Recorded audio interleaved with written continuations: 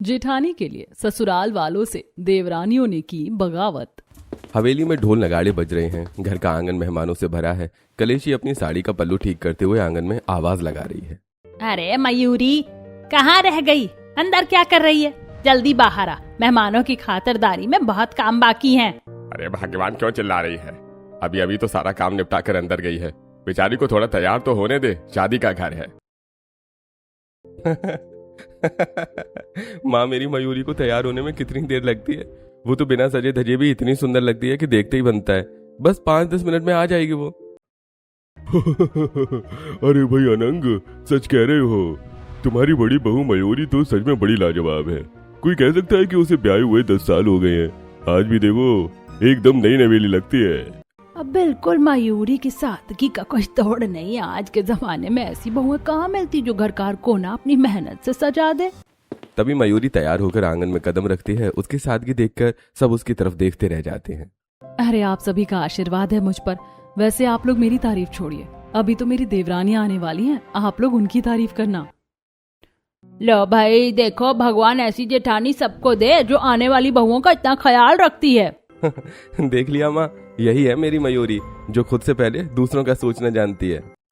सभी लोग बारात लेकर मंडप तक पहुंचते हैं और मंडप में मंत्रों के बीच भोलानाथ और भोला राम अपनी दुल्हनों दुर्गा और रुद्रिका के साथ फेरे लेते हैं। और शादी की रस्मों के बाद विदा होकर दुर्गा और रुद्रिका ससुराल पहुंचती है, जहां मयूरी आरती की थाली लिए खड़ी है। उन्हें देखकर देखा तो सही, इस घर में तो साक्षात अप्सराएं बहू बनकर आ गई हैं। पहले ये मयूरी, अब ये दो और। लगता है भगवान ने सारी सुंदरता इसी घर में दे दी है। जानकी, तुमसे ज्यादा नसीब वाली तो इस मोहल्ले में कोई नहीं है। बड़ी बहू मयूरी को देखो, बिल्कुल मृग नयनी सी, तीखे नैन नक्श। और अब ये दो कोहिनूर और। हाँ, और ये नई बहुएं देखो, दोनों ही अप्सरा जैसी आई हैं। लगता है आज घर का कोना कोना चमक उठेगा। पर ये एक बात है, मयूरी ने आज खुद को इतना सजा रखा कि दुल्हने भी फीकी लग रही। देखो तो कैसे बन ठन कर खड़ी है। गृह प्रवेश के दौरान दुर्गा और रुद्रिका पड़ोसी और रिश्तेदारों की बातें सुन रही होती हैं। मनी मन सोचती हैं, हद है, ये कैसा गृह प्रवेश हो रहा है? सब ध्यान मयूरी पर दे रहे हैं और ये जानबूझकर दुल्हन के बराबर तैयार हुई हैं ताकि हमारा सारा ग्लैम चुरा ले। बिल्कुल सही कह रही हो दीदी, आजकल का ये नया चलन है। जेठानियां दुल्हन से भी ज्यादा सजकर खड़ी हो जाती हैं ताकि दुल्हन की लाइमलाइट खत्म हो जाए। वही सब इसने किया, सब ध्यान जेठानी पर है। हम तो बस पीछे खड़ी शो पीस बनी है। दोनों देवरानियों को जेठानी पर गुस्सा आ रहा होता है। तभी आइए दुर्गा जी, रुद्रिका जी, घर में आपका स्वागत है। दोनों देवरानियां घर के अंदर आती हैं। तभी चलो भाई, बहुत थकान हो गई आज, अब सब जाकर सो जाओ, कल सुबह फिर काम का दिन है। सब लोग अपने अपने कमरों में चले जाते हैं। अगली सुबह हवेली के आंगन में धूप खिली है। फसादी बुआ, कलेशी और गुलाम आराम से बैठे सोफे पर हैं। आनंद ऑफिस की फाइलों में उलझा है। तभी मयूरी रसोई से बाहर आती है। वाह, क्या राम सीता की जोड़ी है तुम्हारी, अनंग और मयूरी की। देखो भाई, मयूरी को देखकर ही मन खुश हो जाता है। बड़ी बहू ने पूरे घर की बागडोर अपने हाथों में ले रखी है। सच कह रही हो दीदी, हमें तो अब कोई चिंता ही नहीं है। हम तो कब के रिटायर हो गए। घर का काम मयूरी ने और ऑफिस का काम अनंग ने सब अपने आप संभाल रखा है। हाँ बुआ जी, मयूरी के बिना तो घर का एक कोना भी ठीक से नहीं चलता। हर काम में निपुण है। चलो अच्छा है, भोलेनाथ और भोला राम तो है ही लक्ष्मण। भगवान करे तुम्हारी ये छोटी बहुएं दुर्गा और रुद्रिका भी बिल्कुल उर्मिला जैसी निकले, जो अपनी बड़ी जेठानी के साथ कंधे से कंधा मिलाकर चले। मयूरी, आज पहली रसोई का क्या हाल है? मम्मी जी सब तैयार है, मैंने नाश्ता लगा दिया है, बस दुर्गा जी और रुद्रिका जी का इंतजार है। तभी दुर्गा और रुद्रिका पहली रसोई के लिए तैयार होकर आती हैं और ये सब सुन लेती हैं। हद हो गई है, कल गृह प्रवेश में भी मयूरी मयूरी और आज सुबह होते ही फिर जेठानी का गुणगान। क्या हम यहाँ सिर्फ कठपुतली बनकर आए हैं? देख रही हो रुद्रिका, ये लोग जानबूझकर हमें नीचा दिखा रहे हैं। बुआ जी के डायलॉग सुन रही हो? जैसे हमें तो बस मयूरी की गुलामी करनी है, हमारा कोई वजूद नहीं है क्या? दोनों आपस में फुसफुसा रही होती हैं। तभी चुगली की नजर उन पर पड़ती है। क्या भाभी, क्या हुआ? अभी तो पहली रसोई का दिन है, चेहरे क्यों उतरे हुए हैं? नहीं ननद जी, बस घर का कामकाज देख रहे थे। जेठानी जी ने तो सब कुछ पहले ही इतना परफेक्ट कर रखा है कि हमें तो मौका ही नहीं मिला। ये सब साजिश है। सास, ससुर और बुआ जी को बस मयूरी दिखती है, हमें तो कोई पूछता ही नहीं। इस घर में अगर अपना हक चाहिए तो जेठानी जी को ही रास्ते से हटाना होगा। दोनों बहुएं बची कुची खाने की तैयारी करती हैं। अब दोपहर का खाना लग चुका है, डाइनिंग टेबल पर सब साथ बैठे हैं। क्या बात है मयूरी, तुम्हारे हाथ का खाना खाकर तो मजा आ गया। रसोई में तो तुम वाकई जादूगरनी हो। अरे बिल्कुल, हमारी बड़ी बहू के हाथों में बरकत है। बहुओं, तुम दोनों को भी मयूरी से बहुत कुछ सीखने को मिलेगा। फिर से जेठानी, क्या हमें खाना बनाना नहीं आता? जैसे मयूरी ने बनाया है वैसे ही हमने भी तो मेहनत की थी। दीदी देखा, पहली रसोई में भी तारीफ इसकी ही हो रही है, हम तो बस साइड में खड़ी रस्में निभा रही थी। आज भी खाने की टेबल पर जब मयूरी की तारीफ होती है तो दोनों देवरानियां फिर से मुंह बना लेती हैं। कुछ दिन ऐसे ही गुजर जाते हैं और एक दिन सभी लोग हॉल में बैठे होते हैं। तभी भोलानाथ, भाई साहब, हम तो सोच रहे हैं कि हनीमून के लिए मनाली निकल जाएं।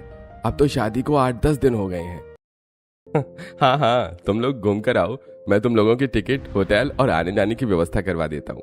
अरे बड़े भैया, आप भी भाभी को लेकर चले जाइए ना। आप लोग भी अभी भी नए कपल जैसे ही लगते हो। कोई कहेगा कि 10 साल हो गए हैं। हाँ भाई, आप भी मयूरी भाभी को लेकर कहीं घूम आइए। अभी भी आप दोनों बिल्कुल नए नए कपल जैसे लगते हो, पुराने तो लगते ही नहीं हो। हद हो गई है, कैसी जेठानी है ये, हर चीज में कंपेयर कर रही है। क्या हनीमून की प्लानिंग में भी जेठानी को ही याद करना जरूरी है? मैं तो पक गई हूँ सुन सुन के जेठानी जेठानी जेठानी। आज तो हद ही हो गई है, नए कपल हम हैं और हनीमून पर महारानी जाएंगी। अरे नहीं नहीं, आप लोग जाइए, हम लोग अभी नहीं जा सकते। बिजनेस में अभी बहुत काम पेंडिंग है, काफी कुछ नया सेटअप करना है। मयूरी को भी घर की बागडोर संभालनी है। अभी हमारे पास घूमने फिरने का समय नहीं है। अरे भैया, आप तो बड़े भारी बिजनेसमैन बन गए हो, थोड़ा समय तो पत्नी के लिए निकाल ही सकते हो। नहीं, आप लोग न्यूली मैरिड हो, आप लोग जाइए, हम लोग बाद में कभी देख लेंगे। कितना ढोंग है, सबको दिखाने के लिए कितना कामकाजी बनी फिर रही है, जैसे ये बहुत बड़ा त्याग कर रहे हों। एक बार फिर से दुर्गा और रुद्रिका मयूरी से चिढ़ जाती हैं। लेकिन क्या आपको लगता है कि यही देवरानियां एक दिन इसी जिठानी के लिए अपने ससुराल वालों के खिलाफ बगावत का झंडा उठाए खड़ी होंगी? जानने के लिए बने रहिए कहानी में हमारे साथ। तो रात का समय है, मयूरी और अनंग के कमरे में। मयूरी, ये 2 चेक और कुछ जरूरी कागजात हैं, जरा इन पर अपने हस्ताक्षर कर देना।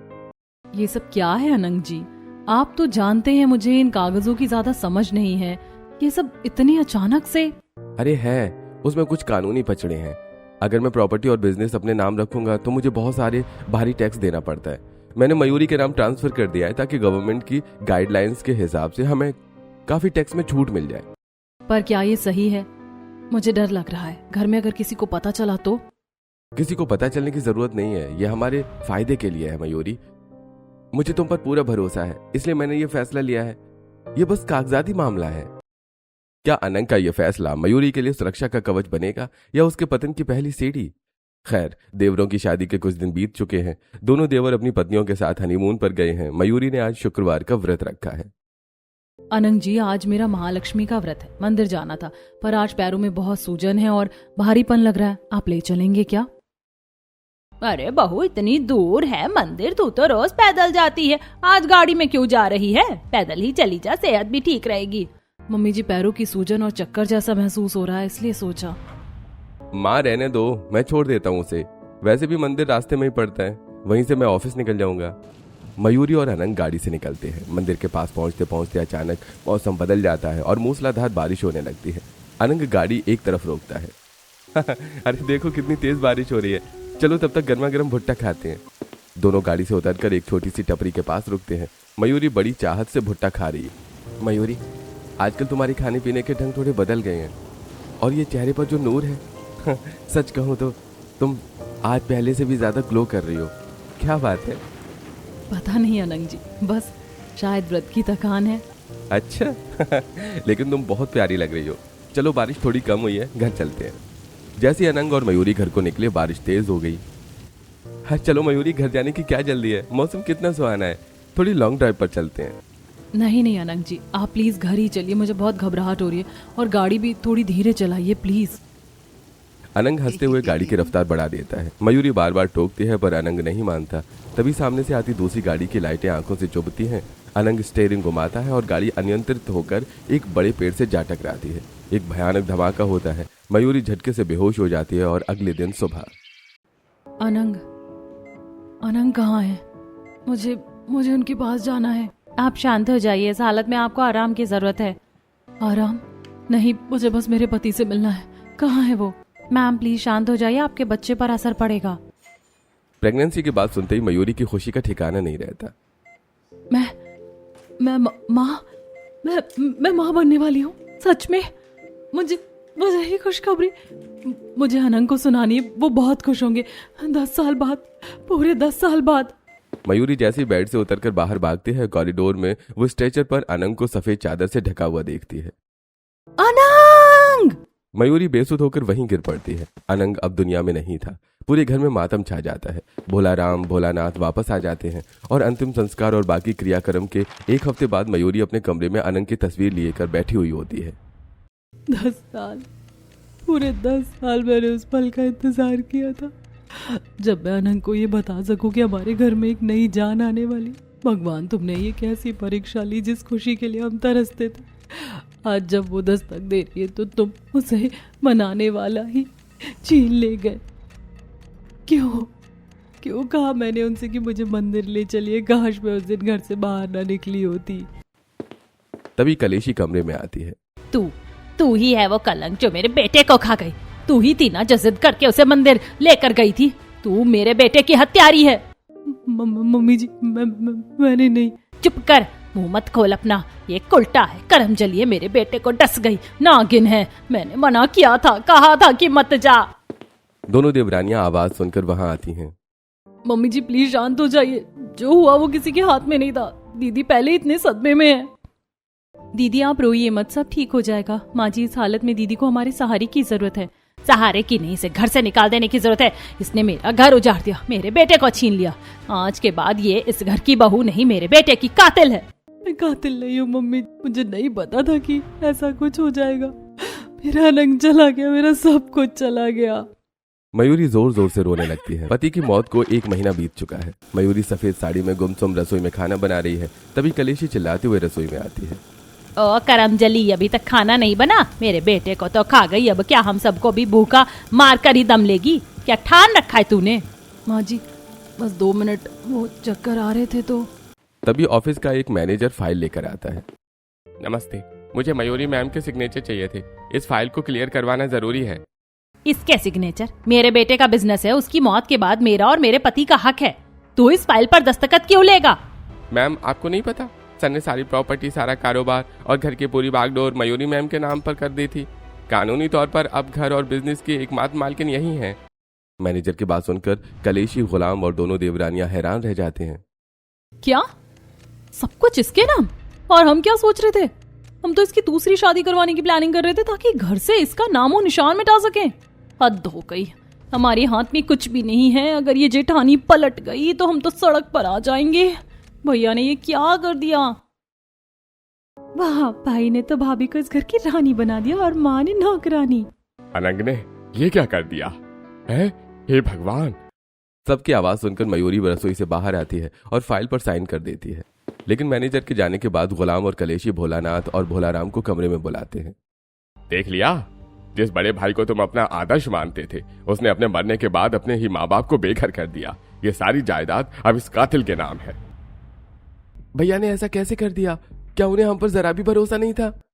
माँ, अगर ये सब भाभी के नाम है तो हम लोग तो इस घर में मेहमान बनकर रह जाएंगे। बेटा, ये सब उसने जानबूझकर किया है। ये औरत जो मेरे बेटे को खा गई, अब तुम्हारी मेहनत की कमाई पर भी कब्जा जमाना चाहती है। क्या तुम चाहते हो कि तुम लोग इसके आगे हाथ फैलाओ? बिल्कुल नहीं माँ जी, हम तो बस अपनी और अपनी आने वाली संतान की सुरक्षा चाहते हैं। भैया ने ये बहुत गलत किया। एक तरफ घर में मयूरी के खिलाफ नफरत के बीज बोए जा रहे थे, वहीं दूसरी तरफ मयूरी अकेली अपने कमरे में बैठी है और अनंग को याद कर रही है। तभी रात में कलेशी और गुलाम अपने वकील को बुलाते हैं। वकील साहब, कोई रास्ता निकालिए। क्या हम उस मनहूस को कानूनी तौर पर प्रॉपर्टी से हटा नहीं सकते? देखिए अनंग भाई साहब ने इसे इरोवेकेबल बनाया है। जब तक मयूरी जिंदा है ये प्रॉपर्टी उसके नाम से नहीं हट सकती।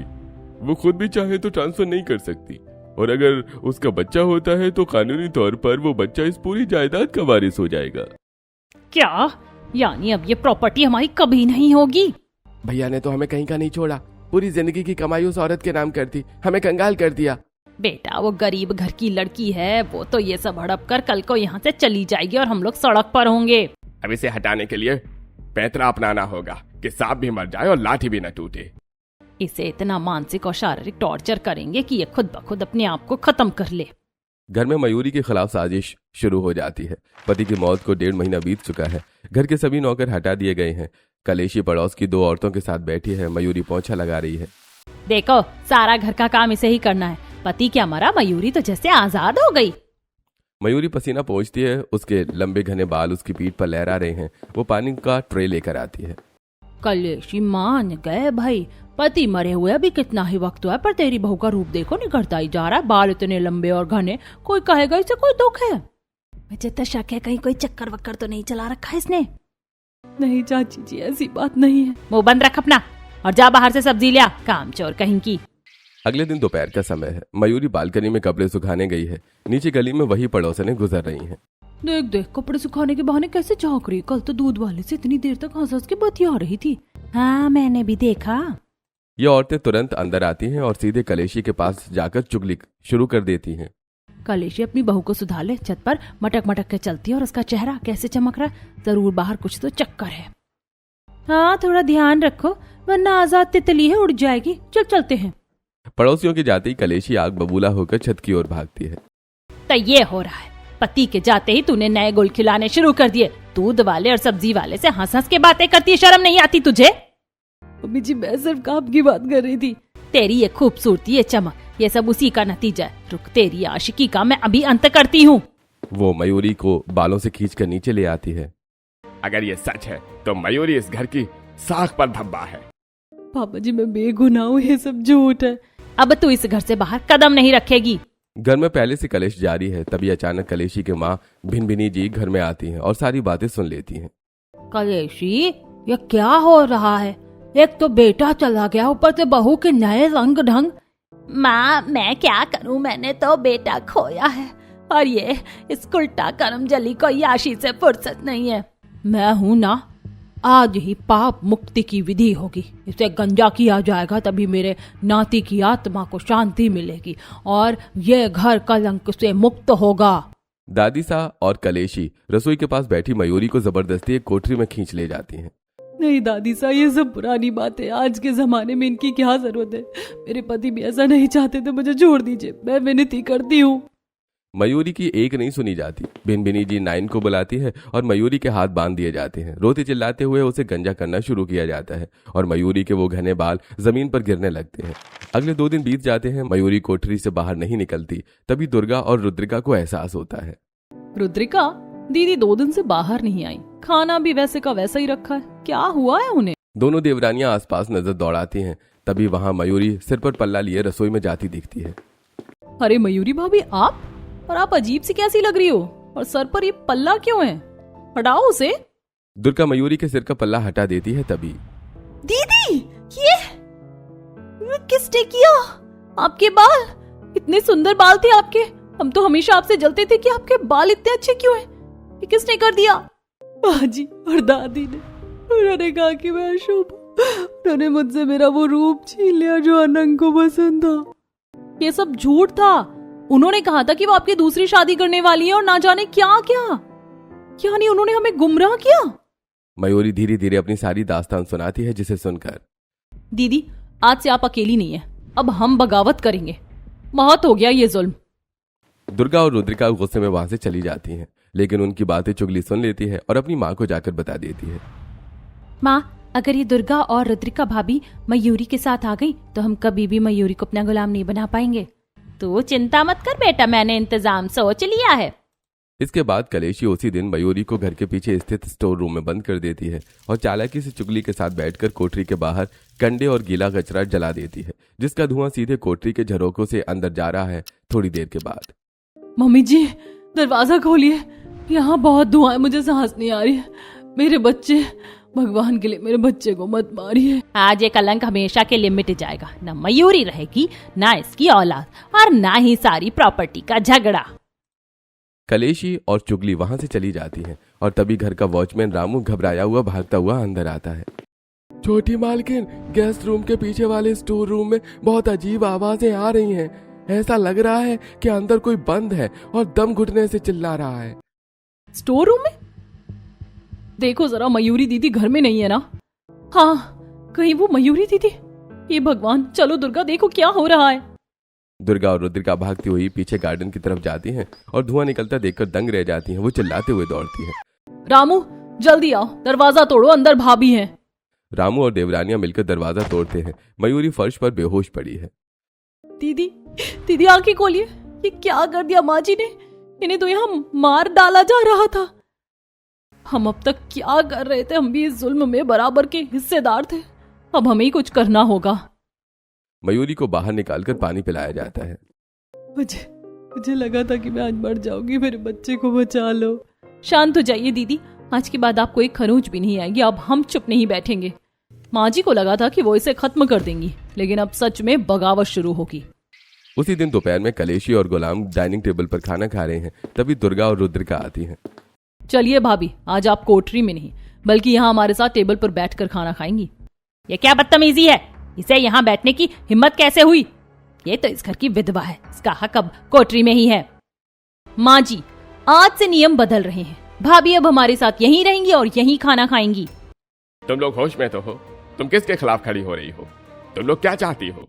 भाभी आप बोलती क्यों नहीं है? सारी प्रॉपर्टी आपके नाम है। आप चाहो तो इन सबको घर से लात मार के भगा सकती हो। नहीं, मैं कुछ नहीं बोलना चाहती। मुझे बस घर में शांति चाहिए। सुन लीजिए, अगर आप लोगों ने इन्हें खाना नहीं खाने दिया तो हम लोग पुलिस में चले जाएंगे, डोमेस्टिक वायलेंस का इल्जाम लगा देंगे। ए लड़कियों, तुम लोगों की जुबान ज्यादा नहीं चल रही? वो एक विधवा है, इसीलिए तो उसका मुंडन कराया गया है। उसे कोई हक नहीं अच्छा खाना खाने का, बिस्तर पर सोने का और सज धज कर रहने का। अच्छा नानी जी, तो आपके साथ भी ऐसा ही होना चाहिए फिर तो। क्या मतलब है तेरा? यही नानी जी, आप भी तो विधवा हैं, फिर आप गंजी क्यों नहीं हुई और आप उबला हुआ खाना क्यों नहीं खाती हैं? कलेशी, देख रही अपनी बहू को कैसे उसकी जुबान चलने लगी है। मैं तो तेरे भले के लिए आई थी, अब मैं इस घर में एक पल नहीं रुकूंगी। भिनभिनी जी उसी समय गुस्से से वहां से चली जाती हैं। सास ससुर पुलिस के नाम से सहम जाते हैं और वहां से चले जाते हैं। दुर्गा और रुद्रिका मयूरी को सहारा देकर उसके कमरे में ले आती है। भाभी, आज से आप यहाँ सोएंगी और कोई आपको यहाँ से हटाने की हिम्मत भी नहीं करेगा। दीदी, हमें पता है आप ठीक से खाना नहीं खा रही थी। ये रही आपकी दवाइयाँ जो डॉक्टर ने आपको प्रेगनेंसी के लिए दी थी। तुम लोग ऐसा क्यों कर रहे हो? आखिर मैंने कभी तुम लोगों के लिए कुछ नहीं किया। क्योंकि अब हमें समझ आ गया है कि असली दुश्मन कौन है। अब आपको डरने की जरूरत नहीं है। मयूरी के बालों ने उसके सौंदर्य को तो कम कर दिया, लेकिन उसके अंदर सोई हुई देवरानियों की इंसानियत को जगा दिया। उसी रात दुर्गा और रुद्रिका अपने अपने पतियों से बात करती हैं। दुर्गा, क्या शोर मचा रखा है? माँ कह रही थी कि तुम लोग आजकल भाभी के साथ रह रही हो। मैंने कहा था ना कि उसे दूर रहो, वो मनहूस है। मनहूस कौन है? वो जिसने अपनी कोख में इस घर का चिराग पाल रखा है, या वो जो एक विधवा और प्रेग्नेंट औरत के बाल कटवाकर उसकी रूह तक नोच रहे हैं? तुम क्या बोल रही हो? बाल? क्या बाल कटवा दिए? सब झूठ है। माँ और दादी ने मिलकर उन्हें कोठरी में बंद किया, उसके बाल काटे और उसे नर्क जैसी यातनाएं दी। क्या तुम सच में इतने गिर चुके हो कि इस अत्याचार को प्रॉपर्टी का खेल मानकर चुप हो? देखो, प्रॉपर्टी का मामला है। माँ ने कहा है कि देखो, अगर तुमने आज मयूरी दीदी का साथ नहीं दिया तो ये बात पुलिस और मीडिया तक पहुंच जाएगी। तुम सब जेल की हवा खाओगे। क्या तुम लोग पुलिस की धमकी दे रही हो? हाँ, और इस अत्याचार के खिलाफ हमें बगावत करनी है और करनी ही होगी। भोलानाथ और भोलाराम एक दूसरे का मुंह देखते रह जाते हैं। अगली सुबह मयूरी गीले कपड़े लेकर छत पर जाती है। मयूरी जैसे ही तार पर कपड़े सुखाने के लिए हाथ बढ़ाती है, एक छोटा पक्षी उड़ता हुआ आता है और तार को छूते ही तड़प कर नीचे गिर जाता है। तभी छत पर मिर्च सुखा रही रुद्रिका ये देख लेती है। वो फुर्ती से भागकर मयूरी को पीछे खींच लेती है। भाभी, पीछे हटिए। अरे, तुमने मुझे ऐसे क्यों खींचा? अभी मैं गिर जाती तो मेरे बच्चे को कुछ हो जाता। ये मेरे पति की आखिरी निशानी है, ऐसे कुछ नहीं होने दे सकती। भाभी आप देखिए, ये पक्षी भी इस तार से टकराया और मर गया। इसका मतलब इस तार में करंट है। किसी ने जानबूझकर यहाँ बिजली का तार लगा रखा है। सीढ़ियों के पास छिपकर खड़ी कलेशी यह सब सुन लेती है। वो घबराकर लड़खड़ाते हुए सीढ़ियों से नीचे अपने कमरे में दौड़ती हुई अंदर आती है। गुलाम आराम से बैठा है। हाय राम, सब खत्म हो गया। मेरा सारा किया धरा बेकार चला गया। क्या हो गया कलेशी? इतनी घबराई हुई क्यों हो? मैंने बालकनी वाले तार में बिजली का करंट छोड़ रखा था। मुझे लगा था कि जैसे ही वो उसे छुएगी उसका काम तमाम हो जाएगा और प्रॉपर्टी हमारी हो जाएगी। और वो मरी नहीं? नहीं, वो देवरानियां, वो दोनों डायन बन चुकी हैं। उन्होंने तार के करंट से उस बहू को बचा लिया। वो दोनों अब हर पल साई की तरह उसके पीछे रहती हैं। अब मुझे समझ नहीं आ रहा कि आगे क्या करूं। कोई बात नहीं, एक प्लान फेल हुआ है तो क्या, आगे अभी और भी रास्ते हैं, कब तक बच पाएगी। कलेशी अपनी साजिशों में बार बार नाकाम होने के बाद अब नया मोहब्बत का नाटक रचती है। वो मयूरी के कमरे में जाती है। बेटा मयूरी, मुझे माफ कर दे, मुझसे बहुत बड़ी गलती हो गई। तो मेरे बेटे की आखिरी निशानी है और इस खानदान को चिराग देने वाली है। मैं तुझे और नुकसान नहीं पहुंचाऊंगी। वो तो तेरी देवरानियों ने मेरे कान भर दिए थे। सच कह रही हैं आप मम्मी जी? क्या वाकई मुझे अपना मानती हैं आप? हाँ बेटा बिल्कुल, तू थक गई होगी, ये ले दूध पी ले, तुझे ताकत मिलेगी। मयूरी गिलास हाथ में लेती है और पीने ही वाली होती है कि तभी देवरानियां कमरे में दाखिल होती हैं। रुकिए भाभी, मत पीजिए ये दूध। क्यों? मम्मी जी तो अब मुझे प्यार करती हैं। ये प्यार नहीं, मौत है। रुद्रिका तेजी से मयूरी के हाथ से दूध का गिलास छीनकर जमीन पर पटक देती है। जैसे दूध फर्श पर फैलता है, वहां से गुजरती एक बिल्ली उस दूध को थोड़ा सा चाट लेती है। बिल्ली 2 कदम चलती है और वहीं तड़पकर मर जाती है। हे भगवान, ये जहर था। आप मुझे मारना चाहती थी। नहीं नहीं, ये दूध खराब हो गया होगा, मुझे क्या पता। झूठ मत बोलिए, आपकी आंखों का डर ही बता रहा है कि आप क्या करने वाली थी। एक प्रेग्नेंट औरत को आप जहर पिला रही थी। भाभी देख लीजिए अपनी सास का असली चेहरा। ये प्यार का नाटक सिर्फ इसलिए था ताकि आप बिना किसी शक के ये जहर पी लें। मयूरी सदमे में आ जाती है। उसके हाथ पैर कांप रहे हैं, लेकिन सास ससुर हार मानने को तैयार नहीं है। वो मयूरी को खत्म करने का आखिरी दांव चलते हैं। 2 दिन बाद मयूरी बालकनी में खड़ी है, तभी कलेशी पीछे से आती है। बेटा मयूरी, मुझे माफ कर दे, मुझसे बहुत बड़ी गलती हो गई। तू मेरे बेटे की निशानी है, आज से मैं तेरी सेवा करूंगी। चल बाहर बालकनी में देख, मैंने तेरे लिए अच्छे फल मंगवाए हैं। जैसे मयूरी बालकनी के पास जाती है, कलेशी उसे जोर से धक्का देने वाली होती है। तभी अचानक दुर्गा और रुद्रिका अपने पतियों के साथ वहां पहुंच जाती हैं। माँ जी पीछे हटिए। रुद्रिका तेजी से मयूरी को पीछे खींच लेती है, जबकि दुर्गा अपनी सास कलेशी को जोर से धक्का देती है। इसी बीच पुलिस की गाड़ियां गेट पर आकर रुकती हैं। तुम लोग हमारे खिलाफ पुलिस को ले आए? अरे तुम दोनों तो हमारे सपूत बेटे थे, आज ये गद्दार कैसे बन गए? पापा, ये गद्दारी नहीं, इंसानियत है। हमारी पत्नियों ने हमें आपकी उस सच्चाई का आईना दिखाया है जिसे हम लालच के कारण देख नहीं पा रहे थे। हाँ, आपकी हर साजिश का सबूत हमारे पास है। वो जहर वाला दूध हो या बालकनी का धक्का, अब पुलिस तय करेगी कि कौन गुनहगार है। ले जाइए इंस्पेक्टर इन्हें। पुलिस कलेशी, गुलाम और नंद को हथकड़ी पहनाकर ले जाती है। तुम सब गद्दार हो, मेरी प्रॉपर्टी छीन ली, मुझे जेल भिजवा दिया। ये मयूरी कभी सुखी नहीं रहेगी। घर का माहौल अच्छा हो जाता है। जेठानी के लिए बगावत करने वाली देवरानियां उसका पूरा ख्याल रखती हैं और 3 महीने बाद मयूरी ने एक स्वस्थ बेटे को जन्म दिया, जो बिल्कुल अपने पापा अनंग जैसा दिखता है। देखो कितना प्यारा है मेरा बेटा, बिल्कुल अपने पापा जैसा। सब खुश हैं, लेकिन अगली सुबह एक बड़ा हंगामा होता है। मेरा बच्चा कहाँ गया? अभी तो यही पालने में सो रहा था। रुद्रिका, दुर्गा, देखो बच्चा कहाँ गया? पूरे घर में कोहराम मच जाता है। बच्चा गायब है, कोई सुराग नहीं मिल रहा है। मेरा बच्चा, मेरी आखिरी निशानी भी छीन ली किसी ने, अब मैं क्या करूं? क्या मयूरी का बच्चा अगवा किया गया है या ये उन दुश्मनों का काम है जिन्हें अभी तक पकड़ा नहीं जा सका? क्या देवरानियां इस बार भी अपनी भाभी को बचा पाएंगी? आगे क्या हुआ, बच्चा कौन ले गया, जानने के लिए कमेंट में पार्ट 2 लिखिए।